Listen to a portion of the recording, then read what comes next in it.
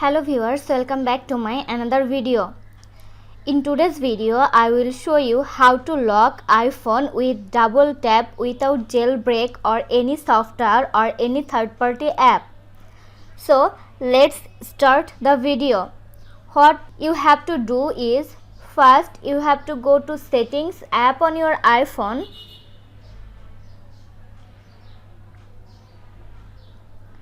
Scroll down to find Accessibility. Tap on Accessibility. Under Accessibility, tap on Touch option. Under Touch, tap on Assistive Touch. From here, tap on Double Tap. Then scroll down and find Lock Screen.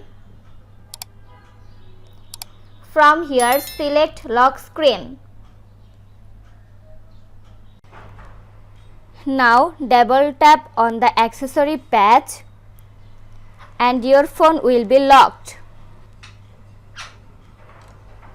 That's it. This was today's video. Hope you like and enjoy the video. Do like, comment, share and also subscribe to Apple Info YouTube channel. Thanks for watching.